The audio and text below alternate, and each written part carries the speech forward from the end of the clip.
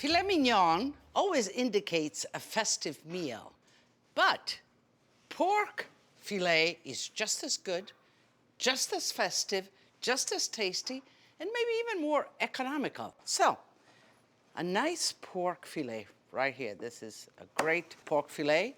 You can buy it just like that at your butcher's in the stores. You will most likely get it with a little bit of silver skin. That's very simple. You get yourself a sharp boning knife and you just go underneath one way and then you sort of glide the other way and just follow your knife. In using knives, never use a lot of pressure. The knife should be sharp, it should glide. If you have to use a lot of pressure, there's something wrong. Either you're going against the bone, you're going against something hard, or your knife is not sharp enough. And just like shaving, nice and easy. And then you might have little pieces, and that's okay, but you can just kind of do them individually. The silver skin has a tendency to be tough, so try to get all of that out, which is this part here. So what are we cooking with this great filet? You can just sear it like that and it's beautiful. But we're gonna make pork kebabs. And we're gonna use some fresh bay leaves, we're gonna use some prunes and onions, and just grill it. And it is a great meal, it's easy, you can prepare it in advance, let it marinate, and then just grill it when your guests come. So I think a nice piece like that would be fine because you don't want the meat to be overcooked. I'm looking here in the middle, maybe here, and then I can go like this. Okay, yes.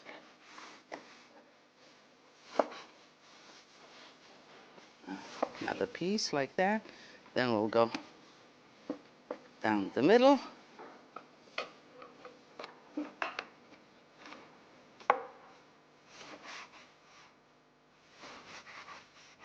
Oh. Let's put some bay leaves. I'm gonna just kind of marinate all of this and the prunes and onions. Do you want a little pepperoncino? I like a little spicy, but you can or you cannot. Black pepper, if you prefer black pepper, wait until it's grilled and then you put the black pepper. Oil. And you can make this in advance, leave it in the refrigerator, even overnight. You can add other herbs if you'd like just to flavor it, but otherwise the meat is good, the flavor in the bay leaves is good, the onions, I think you have enough natural great flavors here for a nice grill. Here I have some of the bamboo skewers. Let them soak for about 3 or 4 hours in some plain water so that when you put them on the grill, they just don't catch on fire.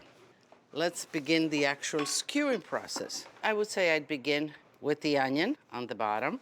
Then I continue with the meat, so it nestles right in the onion. Then a bay leaf and double it so the ends don't burn out. Then continue with the onion, the meat,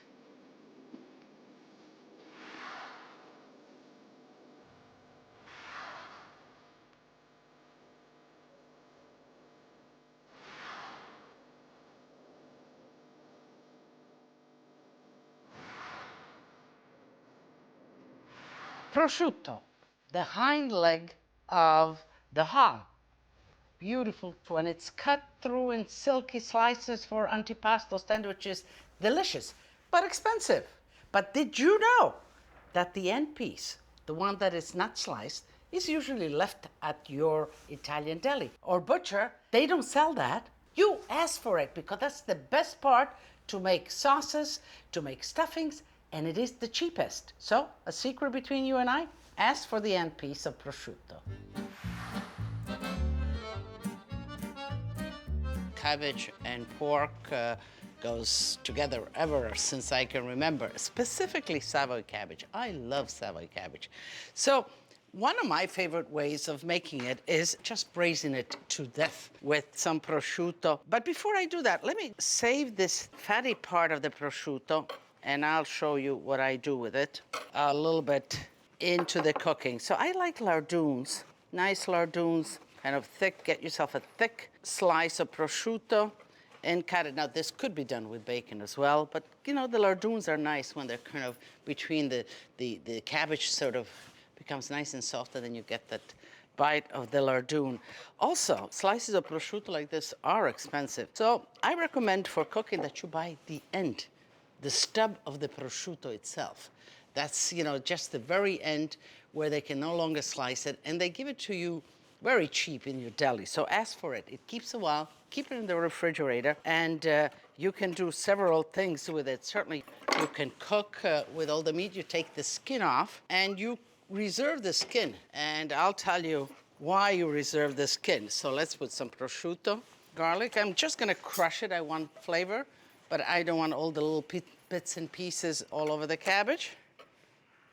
While that's going, I still have this reserved, and I'm gonna get back to it. Cabbage, a nice head of cabbage. Just wash it, and what you look around for any blemishes, and you just remove those. But what you look for is a nice, firm head of cabbage that's healthy. And cabbage is a fall and winter vegetable, although you have it year-round. And it's great to use it year-round, but I love it in the fall. The cabbage has the core. Let's remove the core.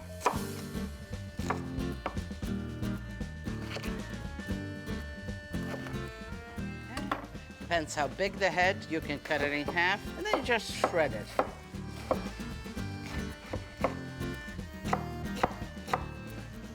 And it looks like a lot, but it kind of sort of shrinks. I mean, you'll have plenty here. Don't be sort of taking, oh my God, all of this. Yes, all of this. And it keeps very well, reheats very well. Okay, this is just rendering. Time right in for, you'll get about half a pan of the finished product. I will let it kind of sweat into place, and then I will add some vinegar, some wine, some of the spices, and it'll be delicioso. So, the kebab.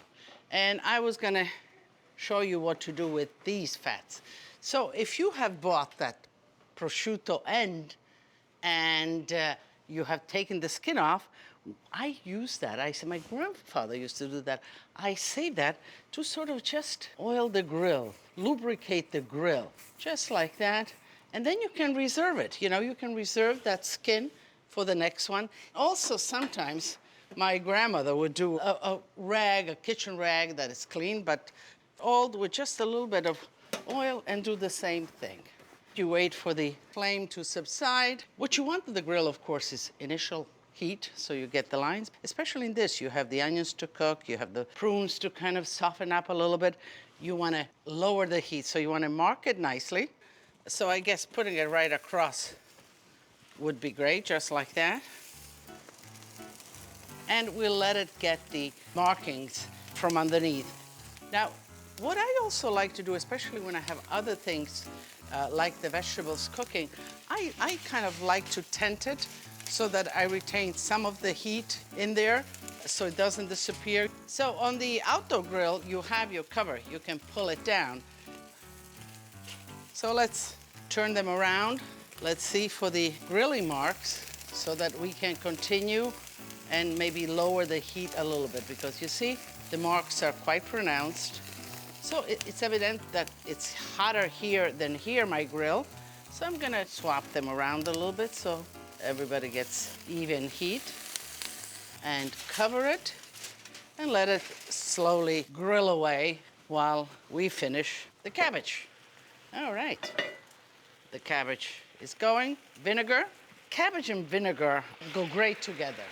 Cabbage, when it's cooked, it gets kind of sweet, you know, the intensifying sweet. So a little bit of vinegar, or anything in the cabbage family, the Savoy cabbage, the regular cabbage, the Brussels sprouts, a little bit of vinegar really takes kind of the edge off that sulfur element. It's a great family of vegetables to really cook and enjoy with.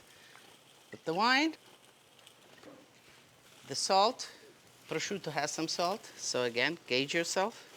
Do I like a little peperoncino? Yes, I do. Okay. And we'll let this simmer away. Keep an eye on the grilling.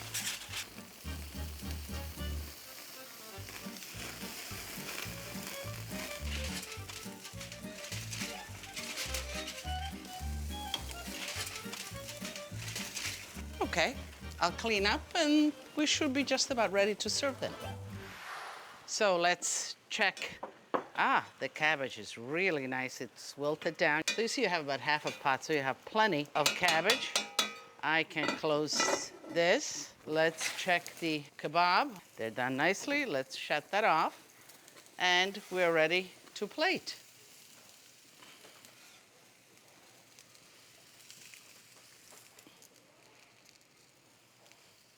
I think a little bit of salt just while they're still nice and hot. Just a little bit of drizzle of oil. You get that freshness of the olive oil in there.